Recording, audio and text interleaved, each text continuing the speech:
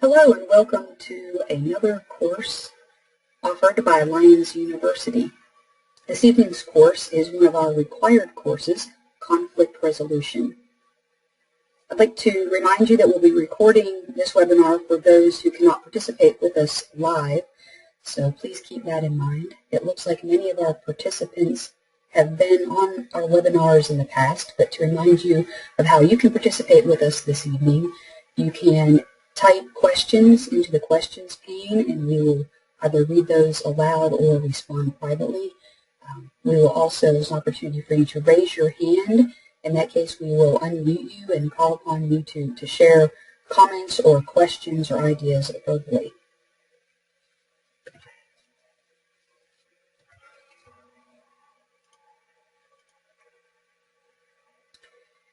Conflict resolution, as I mentioned, is course number 109 in our bachelor's program that's really focused on helping our clubs be more successful.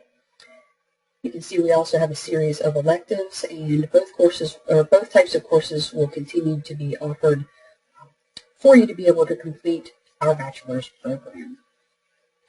You can get additional information about Lions University as well as this particular course from lionsuniversity.org. If you go to the bachelor's program and select the course number, we've got for tonight's course a handout that's available to be downloaded. We also have the link to the quiz that you can take after the completion of the course, and we will soon after the webinar be adding the video recording and also material for your districts and multiple districts to be able to use for training. It is my pleasure now to introduce you to our faculty member for this topic, Connie LeClaire Myers, Council Chair for Multiple District 27, Wisconsin, in the good old US of A. And I really appreciate her efforts and time and talents to share this topic with all of us here at Lions University.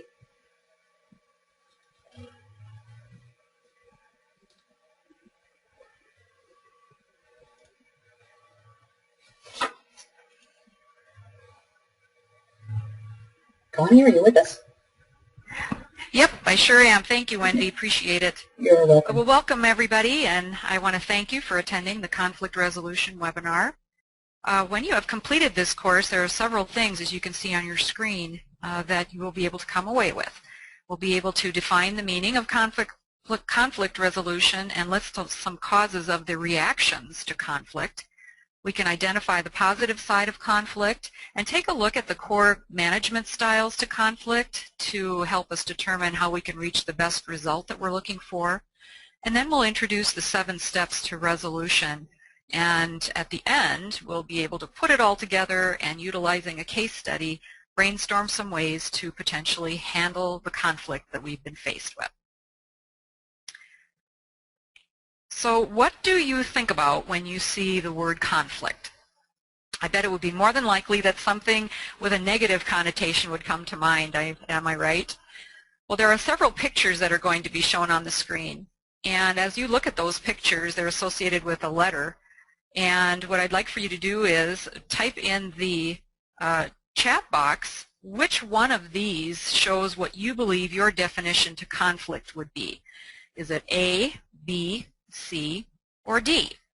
Take a look at those pictures. Let us know what you think. Which one would show visually what your definition of conflict would be? You can go ahead and type in the chat box.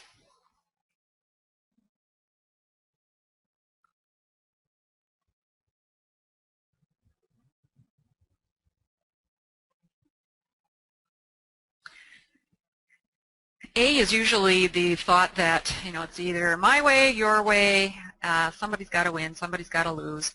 B looks at there's too many emotions going on, people are yelling at each other, or maybe it's avoiding the whole conflict, or as the last picture says, it's a knockdown, drag out type of situation. Well, let's take a look at the other side of the coin. Let's take a look at definition of resolution.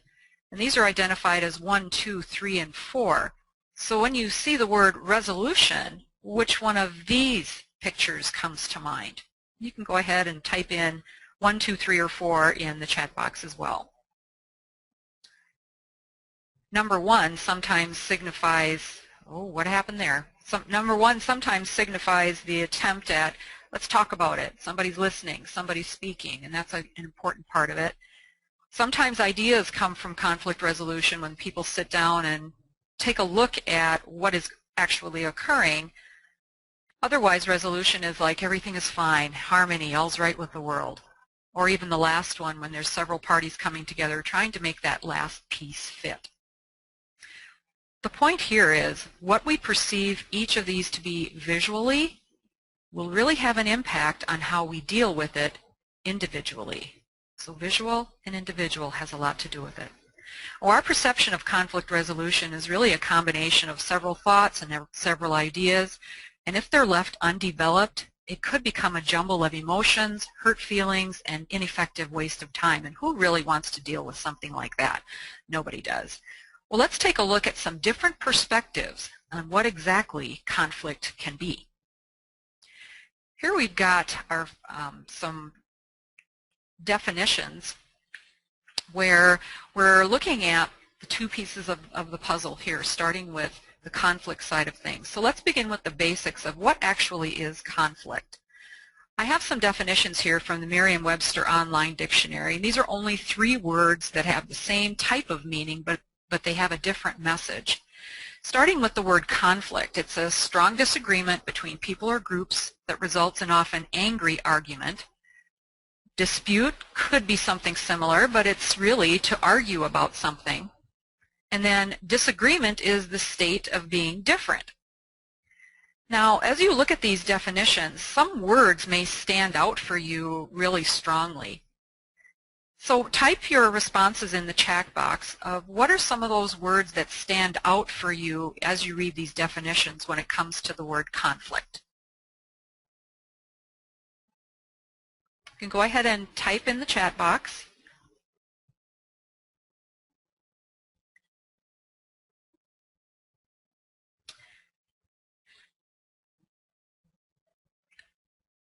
Does anybody want to participate in that? I'm not seeing, Wendy, I'm not seeing anybody in the chat box. The chat box is rolling. We have different, argue, angry, disagreement, problem, strong, let's see, several, disagreement, different. Okay. So quite a few. I think most of our participants have entered a word or 2. Okay, that's great. Those are the keywords too that came out with me as I was looking at those definitions, and it really sometimes has a very negative connotation to it. Let's skip over to the other side and look at the words resolution. If you could put those up on the screen, Wendy.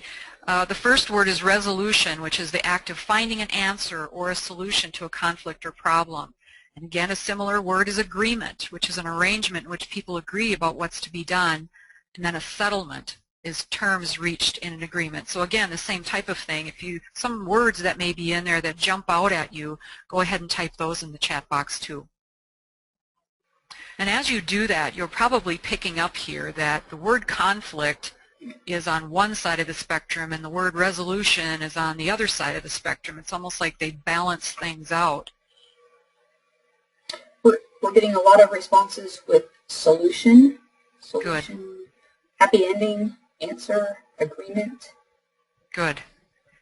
Excellent. That just shows, you know, the 2 different sides of what we're looking at. Well, if we combine the terms together, we can come up with a really good definition, and on the next screen is a statement that really defines what conflict resolution is. And our definition, based upon several definitions of conflict and resolution, is the act of finding an answer or solution to a strong disagreement between people or groups.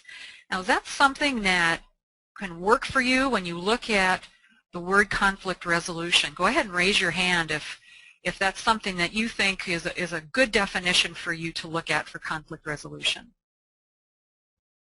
I see we got lots of hands coming up, so that's really great to see that. Going forward then, as we look at the perspective of conflict resolution, let's take a look at and remember that we've defined it based upon what works for us. We've looked at some visuals, And now we're going to determine what perspective we're taking as we move forward. So what we do with that definition will identify the strong disagreements, and we'll figure out how to find the solution to those disagreements. It's almost easier to swallow when you look at conflict resolution in that manner. Well, our definition appears to move us from a more negative focus of conflict to a very positive focus of the resolution, and that's where we want to be. The point here is your perception and your perspective is really crucial to the success of resolving any conflict. For example, if you approach conflict resolution as conflict, then that's what it will be. But if you approach conflict resolution as an opportunity to solve a problem, then that's what it will be.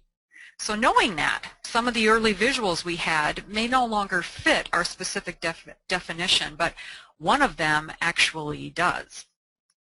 And if you look at all of the pictures that are on the screen right now, the one that really defines what we want to have as an outcome for conflict resolution is the bottom picture that's near the red arrow. And that's where you have several parties involved. Each of them brings something different, but they're trying to make the pieces of the puzzle fit so that the picture is complete. Well, on the next slide, I put together a little bit of a comic type of formula for taking a look at conflict. It really involves at least two parties, and each of the parties is trying to do a good job of meeting their own objectives. So here we have person one. They have their own thoughts, their own ideas, their perceptions of what they want to accomplish. Then we have person two. They have their own thoughts, their own ideas, their own perceptions of what they want to accomplish too. But if the first person determines something that the second person says or does as a potential threat for whatever reason, it becomes an obstacle to getting to what they want. And if the second person considers the reaction made by the first person, or anything else for that matter, as being different from what they want or what they expect, it too can become an obstacle. So adding the two obstacles together will create a dispute or a conflict. And as the picture determines, everybody's got their own perception and their own perspective. And conflict comes from the obstacles that are put in place. Whether or not people understand that they're doing it, it's there. So the whole formula is person one has an obstacle with person two, and the result is conflict or dispute. If there isn't any type of resolution or intervention, then the parties could become actual enemies, and that really shouldn't be a price to pay. Unresolved conflict does several things. It prevents people from working together. It can cause stress, or it can cause anger, or some other type of unwarranted emotion, and can eat into valuable time and valuable resources. And who really wants that? Nobody. So what causes some of the reactions that people face when they are in conflict? Well, I'm going to be talking about just a few of them. There may be many more, but these seem to be seen most frequently in instances of conflict. But let's set the stage as we go through each of these different reactions or causes to reactions. Envision in your mind, if you will, a pancake feed at a club level, or maybe a spaghetti feed or pork chop feed or whatever, where people are working together, they each have their own tasks, and they have an outcome that they all want. So one of the first causes is dependence upon each other, or dependence upon a task. For example, in our mindset at the pancake feed, let's say Lion Bob always collects tickets, and he does a great job at that. He's very thorough, and Lion Bob will always continue to collect tickets until he decides he doesn't want to, or something comes up, or he can't do it anymore. Well, that may not appear to be any conflict at all. The way that we're looking at dependence is we're going to be depending upon Lion Bob to always collect those tickets. But what is the potential conflict that might develop from this? And what might the reactions be? We're only dealing with one person, and based upon our definition of conflict resolution, it's usually two or more people. So right now there might not be any conflict unless someone else comes along and wants to collect tickets. Well, our second cause could be what's called functional overlap. And in our example, let's say we have the committee chair, and Lion Mary, who's the committee chair, she is responsible for providing to the board of directors the number of pancakes that were served at the pancake feed. We have Lion Tom, who always is the one that flips the pancakes. Again, there might not seem to be any conflict here, but what could the potential conflict be that might develop with these two different perspectives? When we talk about overlap of functions, we have two people doing similar things that maybe could cause a conflict to occur. What if Lion Mary's numbers aren't the same as Lion Tom's? That could be the potential conflict. Another cause might be a competition of resources. For example, let's say Lion Larry's responsibility is to stand at the grill and flip the pancakes. But he's been having problems with his feet. And they're pretty bad after standing all that long flipping pancakes. He would really rather collect tickets so he can sit down and doesn't have to really rest his feet, so he doesn't have to have any additional problems once he gets home. But then we have Lion Lenore, who is a waitress by her career, and she loves it. She's on her feet all the time. But for some reason, they just put her collecting tickets. She'd rather move around. That's what she likes to do. Again, there may not appear to be any conflict here, but what could the potential conflict be when we have these two perspectives and two perceptions that might come to odds? Another cause to a reaction might be differences in behavior styles, and quite frankly, I think this is what causes people the most grief. For example, Lion Joe has been in the club for 15 years. He has an opinion about everything, and based upon the years of experience, it's warranted, that's for sure. But then we have a new Lion, Jeff. He's very quiet, he's very reserved. He was raised to respect his elders and listen to what they have to say, and that he does a great job of learning from them. Could there be potential conflict here? I think we're starting to see, yeah, there might be something here, because there seems to be a perception here that's not the same as the other, and that's the difference that comes in with our definition. And one of the final causes is the misunderstandings, and this happens in all parts of our life, not just Lions, but work and home and everything like that. We have Lion Art, who's been a club president twice. He's held every position in every fundraiser the club has ever had.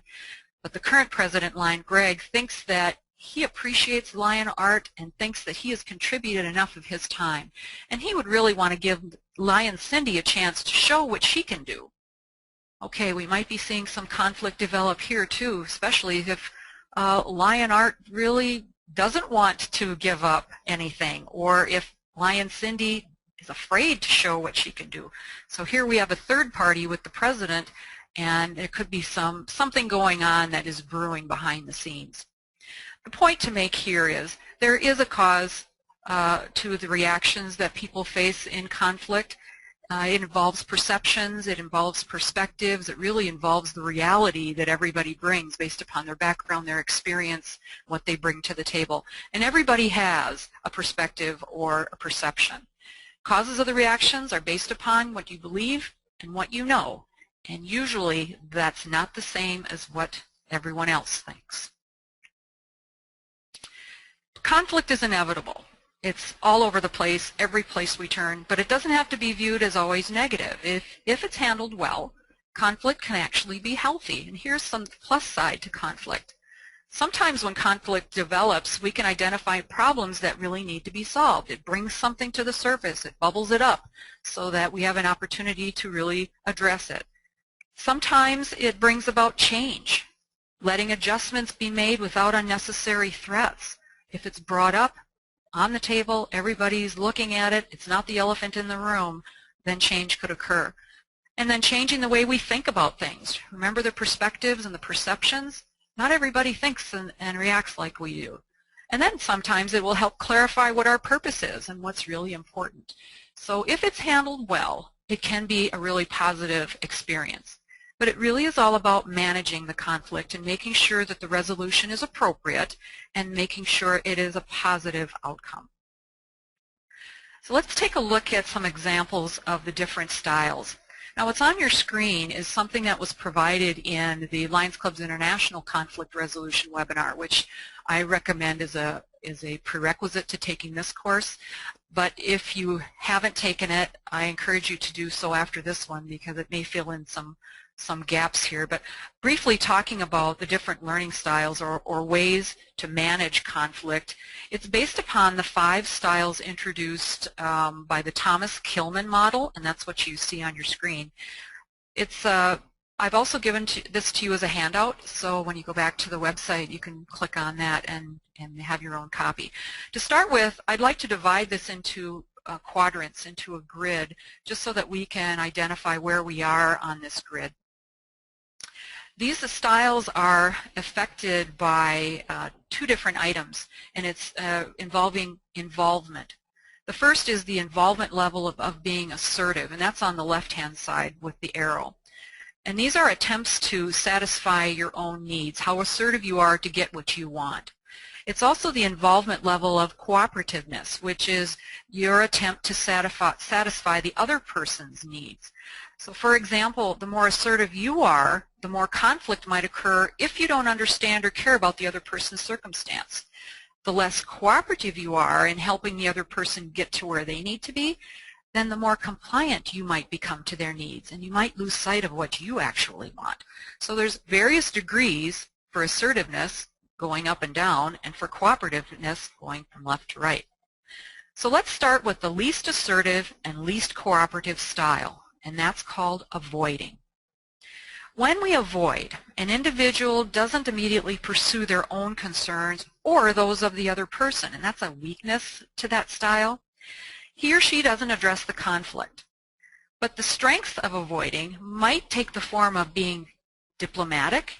It might take the form of sidestepping an issue. It might take the form of postponing an issue until there's a better or more appropriate time, or just simply withdrawing from a very sticky situation. So there's pluses and negatives to avoiding. The next style has an increase in assertiveness, but it's still pretty low when it comes to cooperativeness, and this is called competing. This is often a power-oriented style. I really like the little picture where it's pointing at you, and I picture in my mind somebody's telling me what to do. But when we compete, an individual pursues their own concerns at the other person's expense, and that's using whatever power seems appropriate to win for their position. And sometimes that actually focuses on the other person's weakness. Like sometimes people just don't even want to argue at all, and they can use that. But being a strength of competing might mean standing up for your rights. It might mean defending a position you believe is correct, or simply just trying to be the winner. The next style is the direct opposite of competing, and it's called accommodating. It's unassertive, but it's very cooperative. And when we accommodate, we neglect our own concerns to satisfy the concerns of other persons, and this could be a weakness deemed as being like self-sacrifice, but there are some strengths to that. The strengths of accommodating might take the form of selfless generosity or charity. Who does that sound like, Lions? Obeying another person's order when you would prefer not to, or even yielding to another person's point of view. The fourth style is middle of the road. It's neither highly assertive or cooperative. Wendy, do we still have our screen? There we go. It's highly assertive or cooperative. It's called compromising. And when we compromise, it's really, the purpose is to find a fast, mutually acceptable solution that partially satisfies both parties. It gives up more than competing does, but it doesn't give as much as accommodating. It addresses an issue more directly than avoiding, but it doesn't explore it as much as collaborating does.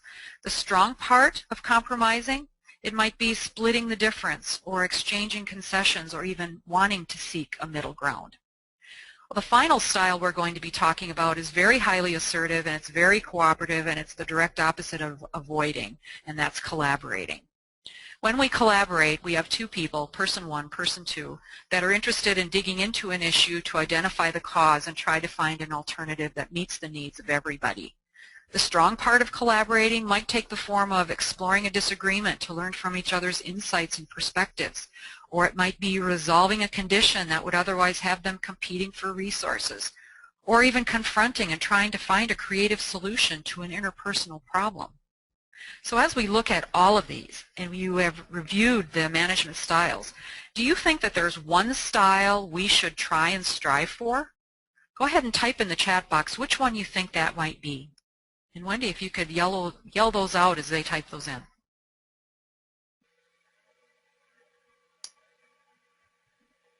I see collaborating quite a few times, and I'll apologize if my voice is still tinny, trying to get that fixed.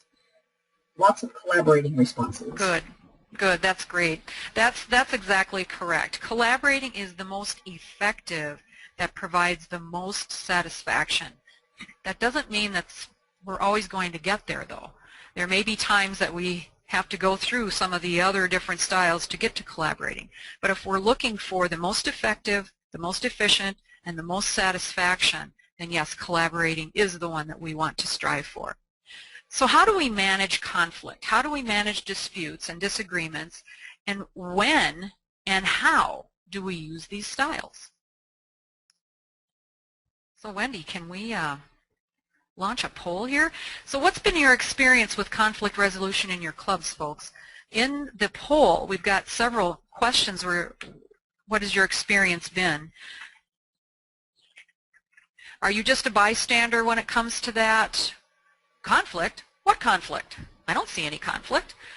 Or is it's give and take? Somebody wins, somebody loses. Or are you supporting the majority? Or are you your experience with confronting and resolving? So go ahead and select in your poll what your experience actually has been. We've got about 65% have voted. We'll wait another moment. Cool. A few more votes. Yeah, I'm seeing that there's several that favor 3. The majority of them confront and resolve, and that's excellent. I would say dependent upon where you are and what you do will determine, oh, look at that, 71% of the people resolve and confront, and that's awesome. There's still some that support the majority, and there's still some that somebody wins, somebody loses, and I'm very happy to hear that people on this webinar don't consider themselves just watch and observe or deny or, hide their head in the sand. So those are excellent results. And each of these is how we commonly react, and even though someone didn't select the first 2, there are times that we just that's all we can be as a bystander, or we don't recognize conflict when it does occur. Thanks, Wendy, for running that poll. Some of these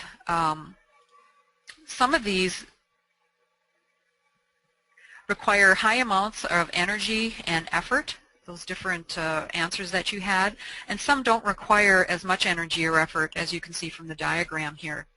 When we do nothing but observe, which is at the bottom end of the low energy and low effort, we withdraw from involvement, we leave the result to chance, there's no energy, no effort, and it really is directly related to the avoidance style that we talked about earlier. Just think for a moment. Can you think of someone in your club who has more of a tendency to be just an observer or to have the avoidance style? Or maybe it's you.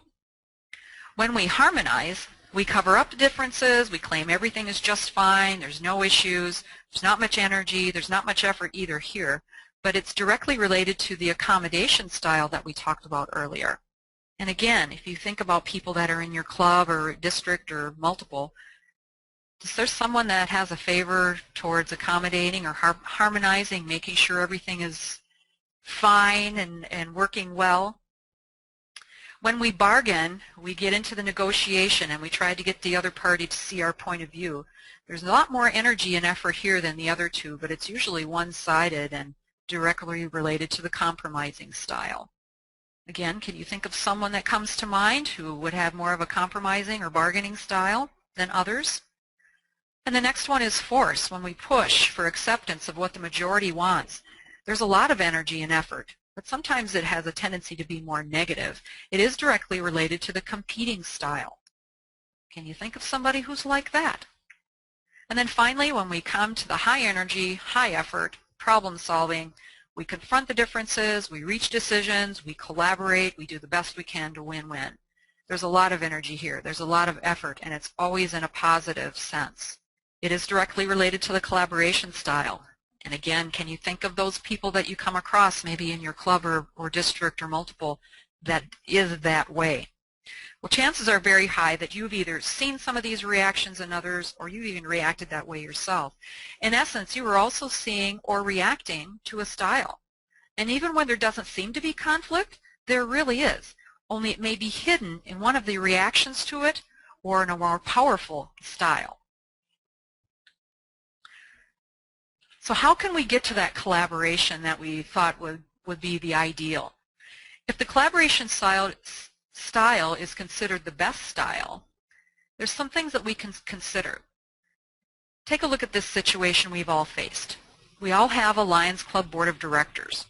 Their purpose is to come together, to work through, gain consensus, and make decisions on any issues that they're faced so the full membership really doesn't have to deal with that. They steer the boat, I guess you could say.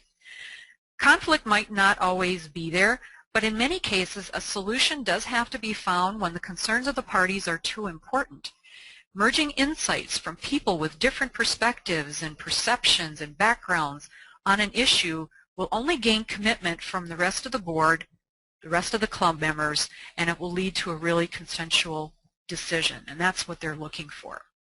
So again, how do we get there? This information that we're talking about now is also in a handout that's provided to you, so you can look at it at another time.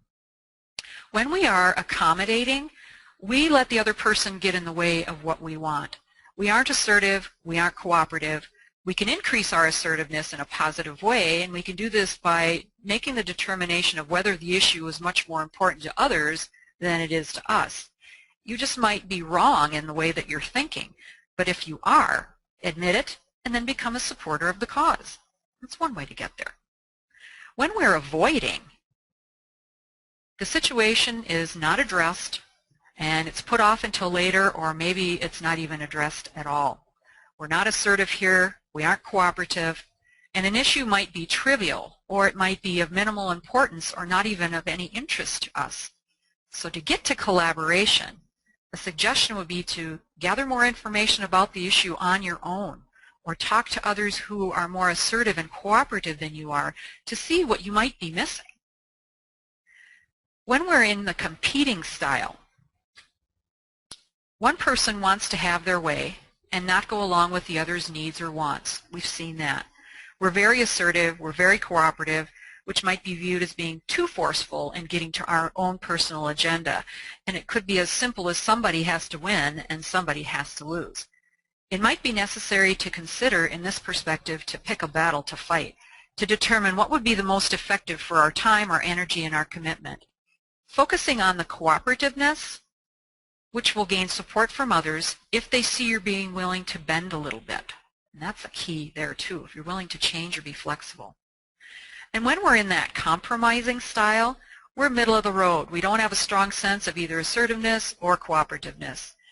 Issues are moderately important to us, and they may not be worth the time or energy involved into getting to a more assertive method.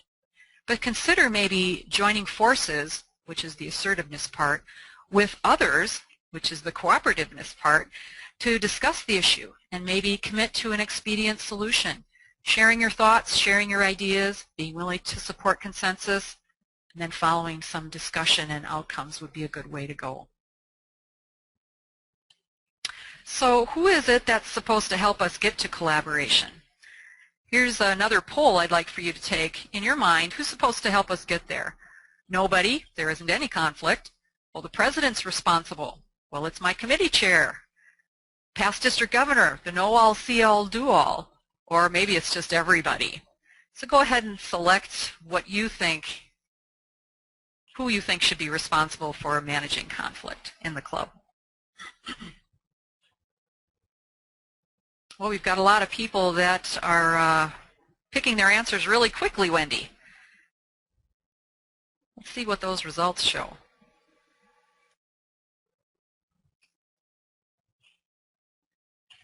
Everybody's responsible. A few people think it's the president. You know, the ones that I'm glad to see we didn't choose was nobody. There is no conflict. Folks, we just heard that, yeah, conflict is inevitable. The president, usually everyone thinks the president is the leader of the club. That's definitely true. Committee chairs, nobody selected that, or the past district governors, but everyone selected everyone. Well, thanks for responding, everybody. That really shows that we're looking at the bigger picture now, not just focusing on a position. We're looking at how people can help resolve conflict. If you have the knowledge and the skill, it can actually be anybody. It starts with knowing more about conflict, knowing more about resolution, which is what we're going to do here. But you might be asking yourselves, what if you don't even know how to start? Well, we put together a list of steps to help you get started, and we call it the 7 steps of resolution. They appear to be very common sense as we go through it, but I'm finding that if one of these steps is left out, conflict might even get worse. So let's review each step, and this is also a handout that's going to be on the website for you. The first step would be to establish a climate of collaboration. To do this, you would show concern, show interest, be empathetic, even if you disagree, and you respond appropriately to emotions. That seems pretty common sense. Make sure everybody's on the same page and it's a calm environment. The second step would be, if more than one issue exists, tackle the simple stuff first. Tackle the easy stuff first, or the solid, concrete problems first, and then include others in the discussion to help in getting to the root problem. But it's better to tackle it little pieces at a time instead of trying to get the big mountain, because some of the little things might be adding to the mountain. The third step might be seeking additional information about the problem. Ask questions. It narrows down the general to the specific. It brings the subjective to the objective. And you can ask any types of questions. Open-ended questions give you a lot of information. Closed-ended questions have a purpose too, just a very short answer. Reflective questions, having people think about what they're going to say, and really getting to the root of the problem. The only way to do that is to find out by asking questions. The next step is to explain the problem. Focus on behavior. Focus on consequences and feelings that are owned by the individual who is working on the resolution. Stick to facts. Avoid making assumptions. And when I talk about the consequences, feelings, and behaviors that you own, if you can picture in your mind, maybe you are, let's say, a committee chair and you're working with 2 individuals who are in conflict. You don't know what's going on in their reality, in their perspective, their perception, but you know yours. So any comments made, own them. This is what I think. This is what I see. This is how I feel. There's no debate then that you're taking sides or making judgments or anything like that. The next step would be to agree with some aspects of the problem, such as the facts, the perceptions, the perspectives, the feelings, the principles, and show you're willing to make some changes, that it's not set in stone, that we're people, and sometimes changes need to be made. And then the next step is continue until everybody understands what the problem actually is. Everyone has had an opportunity to ask questions. Everyone has had an opportunity to be part of the discussion and to share their opinions, good, bad, or indifferent. Try to avoid making additional issues bubble up. Don't let them be introduced, because that leads to frustrations being added, emotions growing, and then it could get way out of control. And at the end of the day, if a bottleneck does occur, don't feel bad about asking for someone else to come in and help reach a collaborative outcome. It probably didn't take 1 or 2 people to cause the problem, and that doesn't mean it only takes 1 or 2 people to have a resolution either. This is a really good approach to take, these 7 steps. As stated previously, if one step is missed, you may find yourself with more conflict than you originally thought. For example, let's leave out step number 7. You're in a bottleneck, you don't know what to do, you don't reach out to someone else, it could get worse. Or let's say that we take out step number 3 and we don't find out all the facts or get to the root cause of the problem. Or we take out step number 5. Everything else is going fine except we're not going to change. We're not going to be flexible. So again, I think this is a good perspective to take, that there are several steps and each one feed off the other and make it a really solid outcome. So let's take what we've learned in this last short while, and we're doing what's called a case study. And there's a couple things we're going to be doing with this. I want to apply what we've learned to a Lions Club case study, and this is also provided to you as a handout too. The goal is to identify who's involved, why they're involved, what happened, and what's the best way to handle the conflict. As you see on your screen, we're now involved with the What's Up Lions Club. Great club. Your perspective is as the club president. The other players in the case study, we have Lion Susan, who's the Steak Fry Committee Chair. That seems to be a pretty good topic for this webinar. We have Lion John, who's been a Lion for 17 years, and then we have Lion Mike, who's been a Lion for 1 year. If you're interested in helping us out with this case study, all I'm going to ask you to do is read what's on the screen. So if you're interested, if you want to raise your hand, then I'll call on you and you can read the information that's on the screen. Anybody interested in raising their hand and doing a little bit of reading out loud?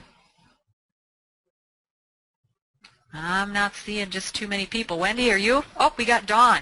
Dawn and Leslie. Okay, Dawn and Leslie, you're the first two I'll pick. Dawn, if we could unmute Dawn. Yes, hi. Okay. Hi, Dawn. Hang on just a second. Okay, our scenario here is Lion Susan comes to you with an issue involving Lion John and Lion Mike. See, that's setting the stage right now. Okay, Wendy, if we can go to the next slide. So, Dawn, if you could read what's going on. This is what the president knows about Lion John. Go ahead and read what you see on the screen. So this is what we know about Lion John. He likes to do things the way they have always been done because he sees it as being successful, and he's very vocal about this. Because he has been involved with the club so long, he thinks he knows how things should be done, and he tells others what to do, whether or not they ask. Lion John is also usually 10 to 20 minutes late to every club meeting, and when he arrives, he spends time talking with the other members before he sits down, usually in the back of the room. He's oftentimes rude and disruptive and winds up getting fined.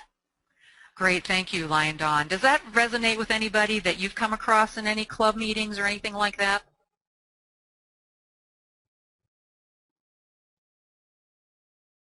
Can we unmute Dawn again? Wendy?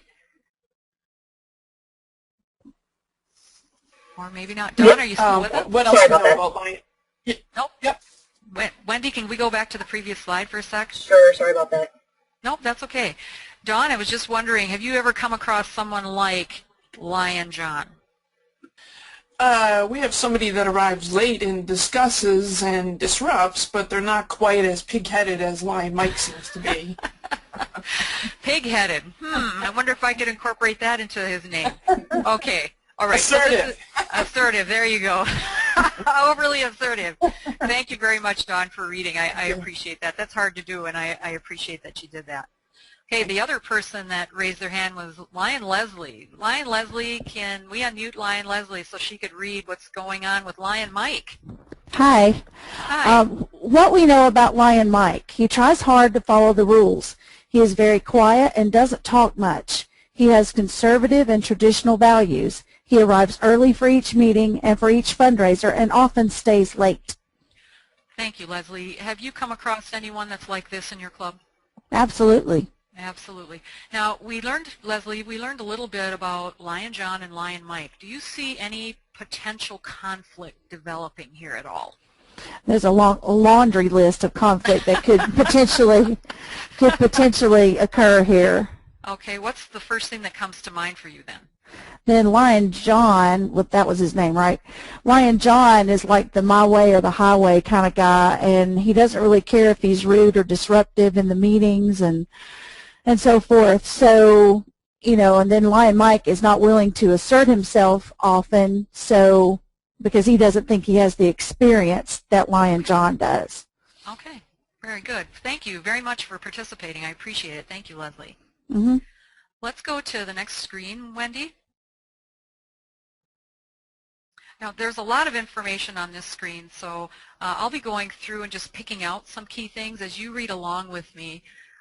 This is what the president has found out from Lion Susan that came to him with a concern. Lion John and Lion Mike have been assigned to work together.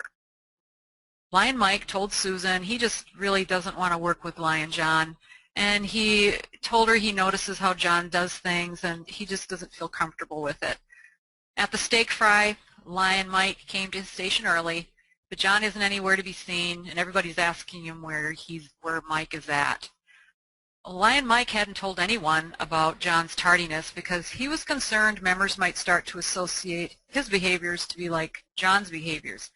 He covered for John in the past and decided he just wasn't going to do it anymore. When Lion John finally appears with much commotion, much distraction, Mike tells him he should be on time for his shift and that other people were looking for him. Well, Lion John says, "Hey, I've been doing this job for years and you haven't. Besides, my not being here isn't hurting anything, so mind your own business." Well, tempers and frustrations start to flare between the two, and Lion Susan appears in time to see what appears to be Lion John ready to push Lion Mike. So Lion Susan tells them both to cool off and get to work. Okay, so here's the scenario, folks.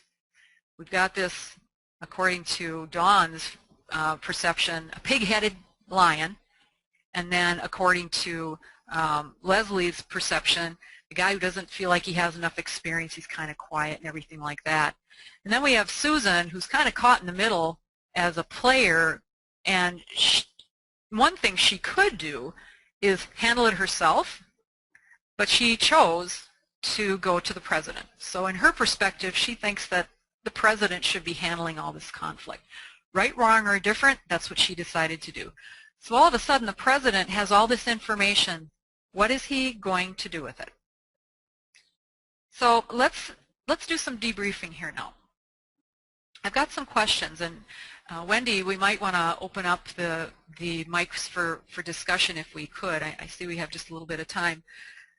So using what you've learned or what you have experience in, think about those different styles we talked about, the avoiding, accommodating, competing, compromising, and collaborating.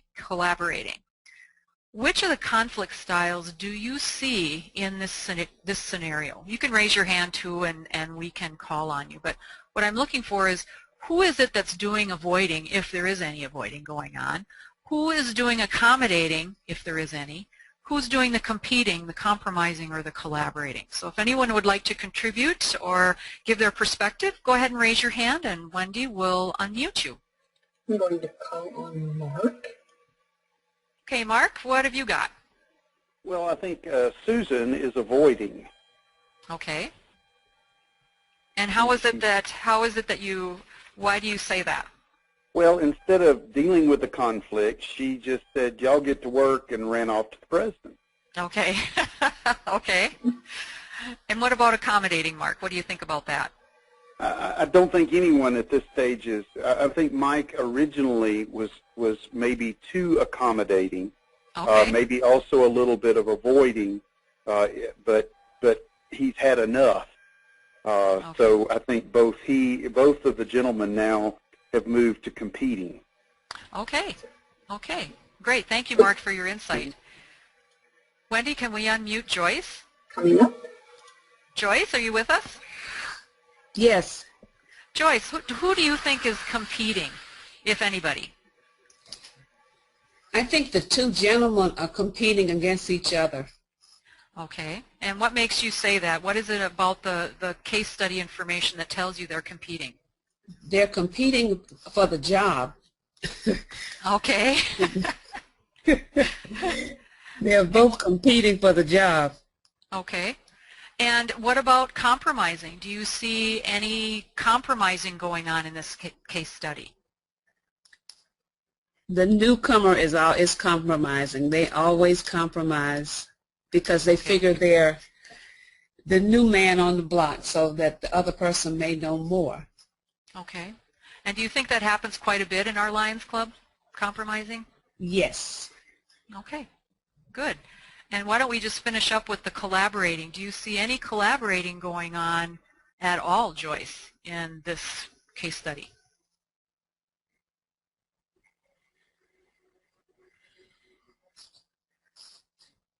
Joyce, I've unmuted you again, and then we'll come to Eunice next.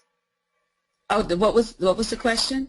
The last one is collaborating. Do you see any collaborating going on at all in this case study?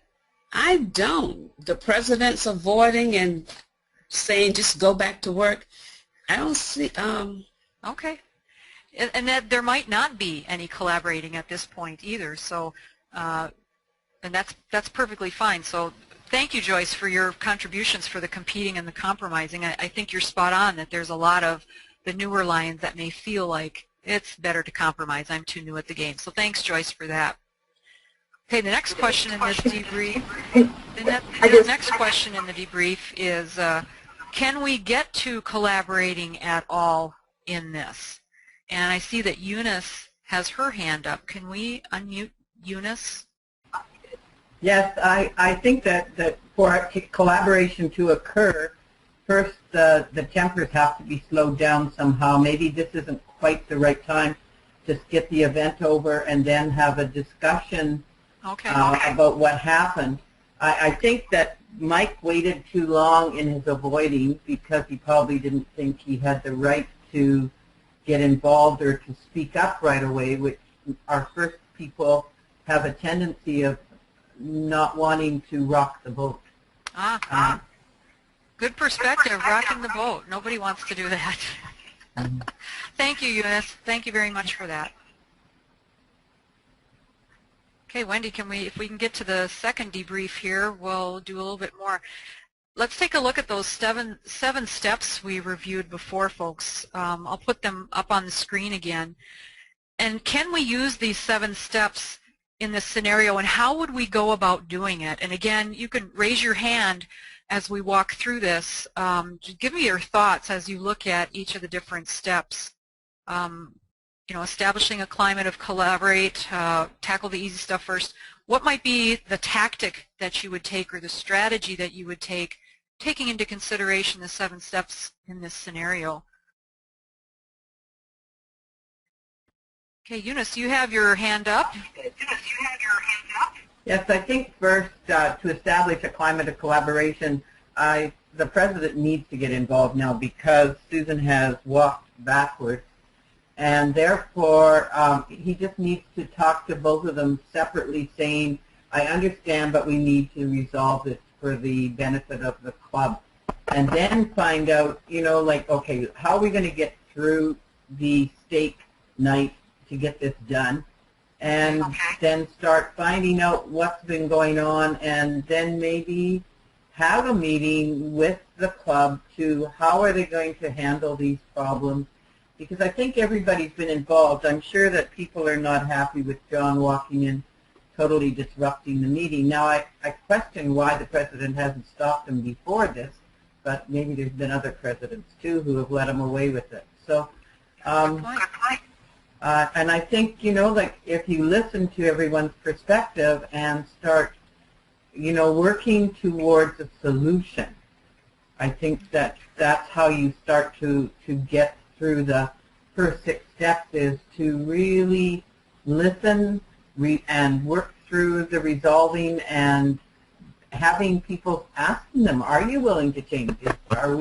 Do we want to change? Because if you don't have anybody in step 5, you can bat your head on 6 or 7.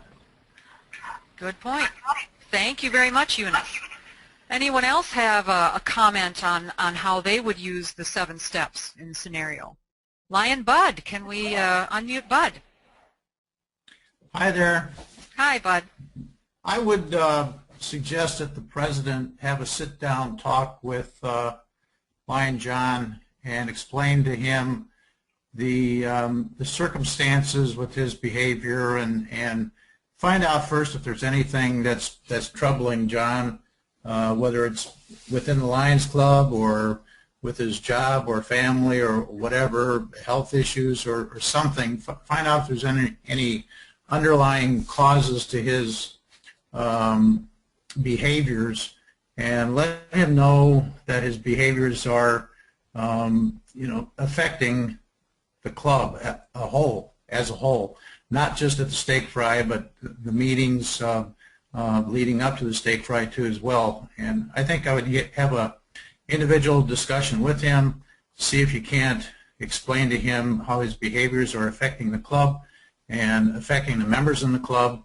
And you know, sometimes we hate to lose members, but we may be losing some members in the club because of John's behavior in the past, and we might need to look at, you know, as a possibility of losing one member in John rather than many other members potentially, you know, in the coming months. So I would have a serious sit-down talk with him as a president and explain the situation and see what you can get from there, rather than having a club meeting with him or a board of directors meeting with him. But I think it all stems from John is the underlying problem, and I think you need to tackle that and discuss it with him privately.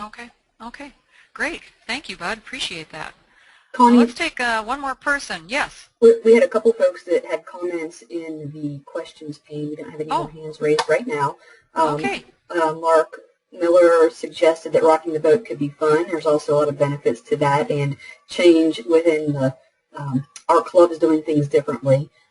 Anna shared that the club should know the strengths and weaknesses of its members and plan their committees accordingly. So perhaps that they shouldn't have been placed on the same committee to begin with. Good point. Another option that Anna mentioned in the questions pane was that John should have spoken about his behaviors even before he had gotten to this point, and remind him of his role as a mentor or a role model to the newer members. So we had another suggestion about more mentoring for Mike as well. So some input in the questions pane. Great. And Joyce has raised her hand, so I'll open up for that, and then okay. we can go from there. Then we can move on. Thank you. Joyce, what have you got to say? I have a problem with, this is a public event, and I feel there's a time and place for everything, and we want to keep Lionism as a positive aspect at events, public events.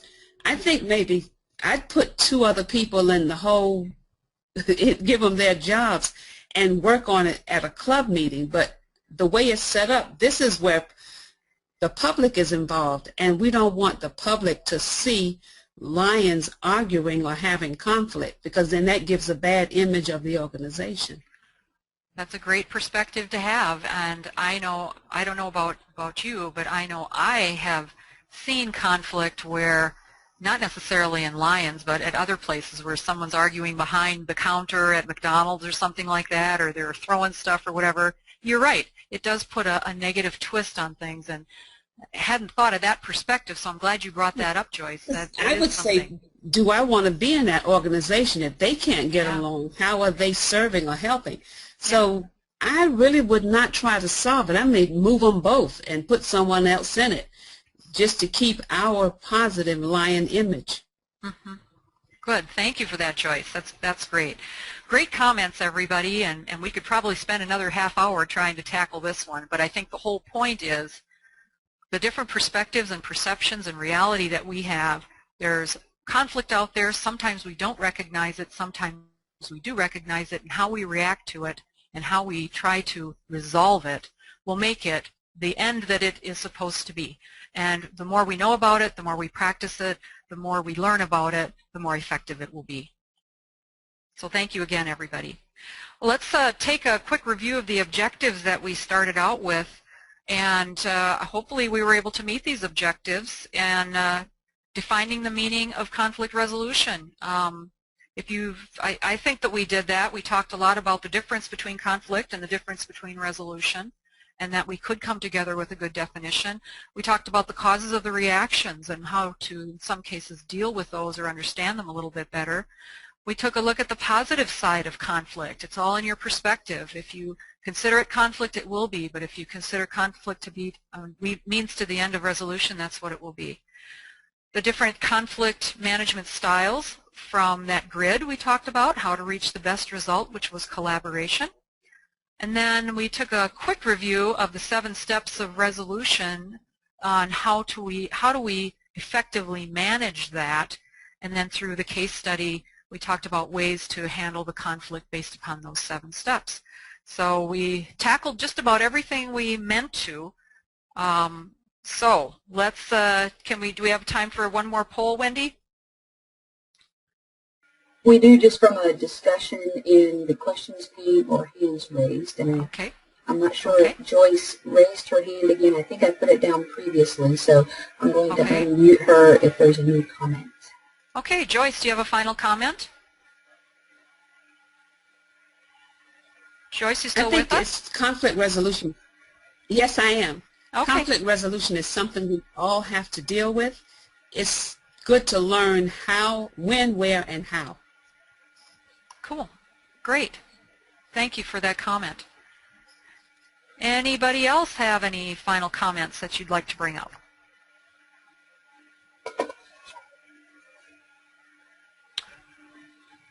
Okay. Wait a minute. Joyce raised her hand again. Joyce? Oh, No, sorry, Joyce. No, I didn't. No, no. Thank you for participating, Joyce. Yes, thank you You're so much, welcome. Joyce. Thank you, everyone, for participating. This is the end of our seminar, folks, almost exactly right on time.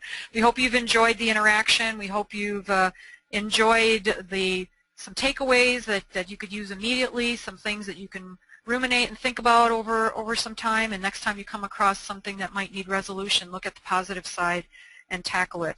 There is a 10-question quiz for you to take after this is over for you to get credit for this class. You can utilize any of the notes that you took, any of the information that's on the screen, anything that you can find on the website. It's all based upon what we talked about. So take your time, be focused, and good luck, and thanks again. And thank you, Wendy. Thanks, Connie. Great job this evening. And again, you can get the link to the quiz by going to the course page on Lions University. And I would also like to remind you of a couple of other things before we wrap up. If you have not already registered to receive credit for your courses, you need to go to members.lionsforum.org. If you click Activate Your Membership, you can enter your email address and create a password to start your profile. If you have attended the 2013 forum, 2014 forum, or have registered for the 2015 forum, then you already should have a profile. You just enter your email address. If you don't remember a password, you can use the feature to have it sent to you. And usually after you've completed and passed the quiz, it takes a couple days at best. Sometimes we'll get to it the same day, but we'll update your profile on the members.lionsforum.org. And as a follow-up to our course today, I'd like to remind you that we also have a discussion board set aside specific for the conflict resolution topic. So I hope that you will go there and utilize that as a resource to have further conversations with Connie and her experience and background with conflict resolution, as well as each other to help our clubs be more successful. I will advertise for a minute. Our next Lions University webinar will be our first elective course that we're offering, and that will be on Tuesday, October 21st. So if that is a topic that's of interest to you, I encourage you to go to lionsuniversity.org to register. And I am going to stop recording now, but we have Eunice and Joyce that both have their hands raised. So if you have a question or a comment, I will unmute you in just a moment. Thank you all again for your participation this evening.